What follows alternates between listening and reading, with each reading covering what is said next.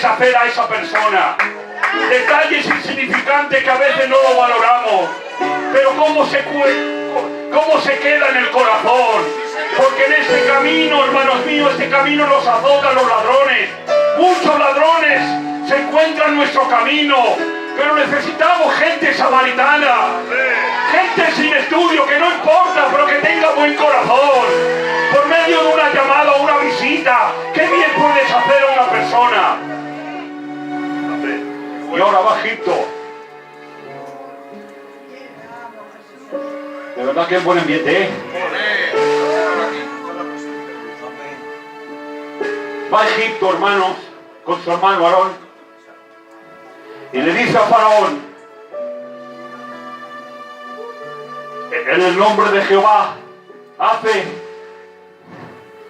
que mi pueblo salga.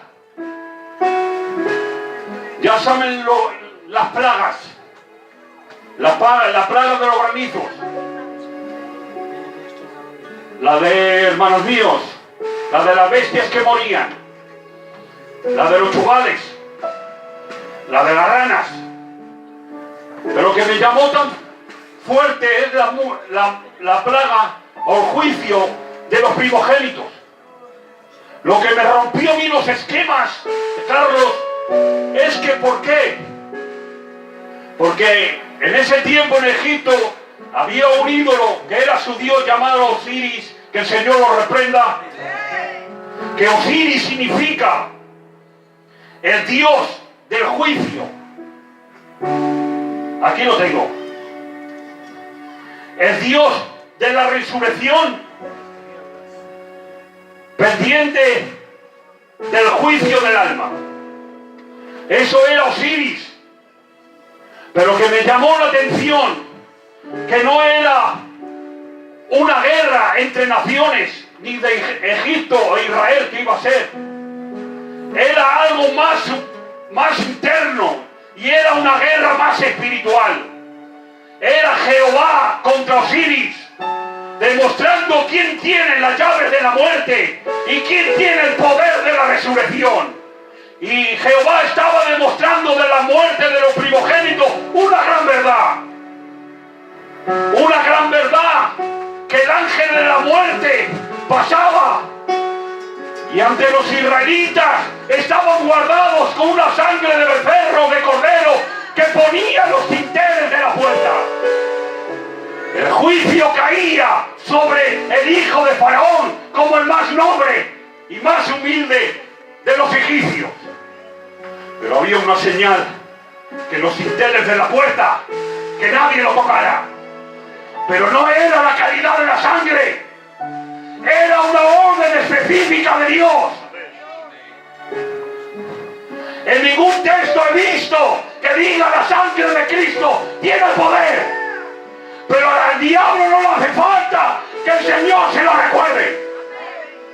Porque tiene tal poder la sangre de Cristo. La gente marcada y los hermanos y las hermanas marcadas por la sangre de Cristo, Satanás no la puede tocar. Pero no es por mandato de Jehová, es por la calidad de la sangre. Hay un ser que te guarda, que te protege, que te ayuda en el nombre del Señor.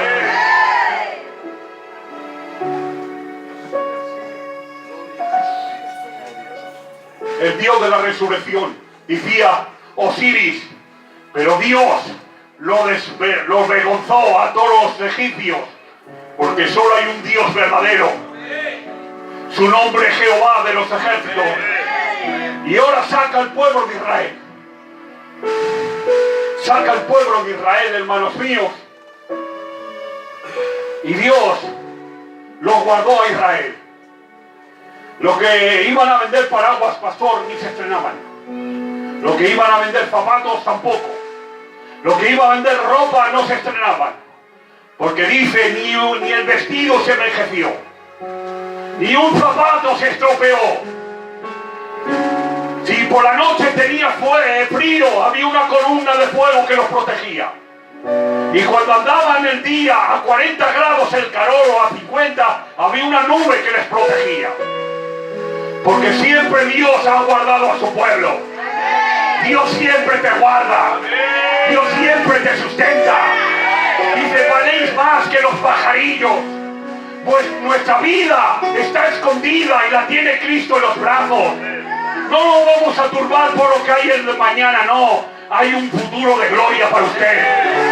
No nos vamos a turbar este presente, porque que pasemos debilidades, aunque pasemos flaquezas, no nos vamos a turbar, porque tenemos un Dios que te guarda. Dale un fuerte aplauso para el Señor.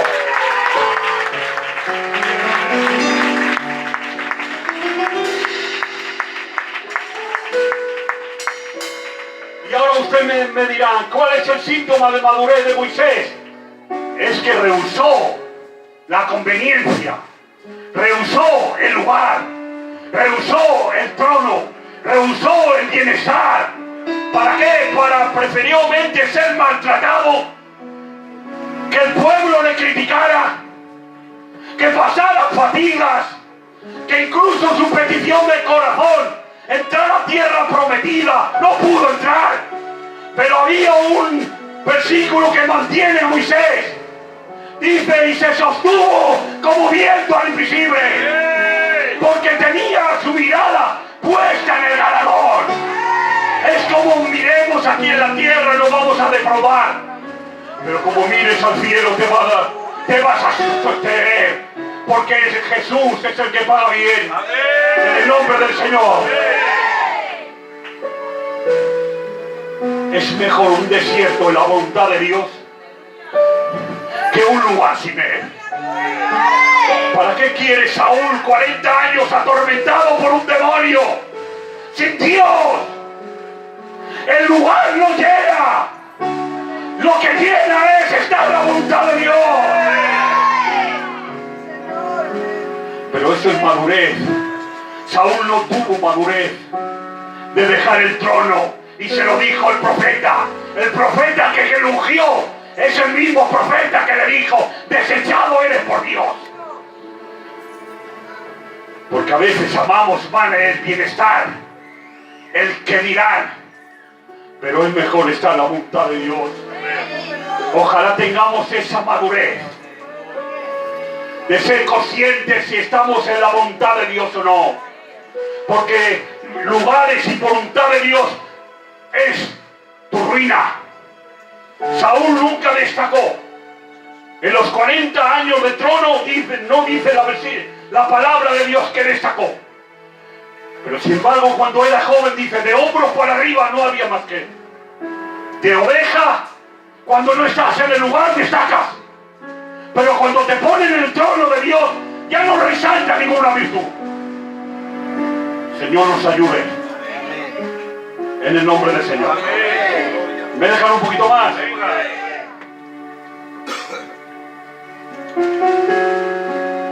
Otro síntoma de madurez. ¿Me dejan? Josué 7:10 dice, ¿por qué te postras sobre tu rostro? Estaba inclinado. ¿Saben por qué? Porque Jai con H le dieron al pueblo la del que reía la identidad, y mataron y murieron 36 hombres, pero la consecuencia no la tenía el líder, sino un Genares llamado Acán, de la tribu de Judá, que cogió después de Jericó anatema. ¿Me deja ser libre? Cuando hay pecado, el pueblo no progresa. El mayor enemigo no es el demonio. El demonio no le puede condenar ni tocar. Solo le puede tomar lugar cuando hay pecado. Cuando hay pecado, abrimos la puerta en par hacia el enemigo. Y hace que el pueblo no progrese. ¿Ustedes quieren progresar? Yo quiero progresar. Pues apartemos el pecado. Busquemos la santidad. Y ya verá cómo Dios ve a Dios en su vida, en su matrimonio, en sus hijos, en el nombre del Señor.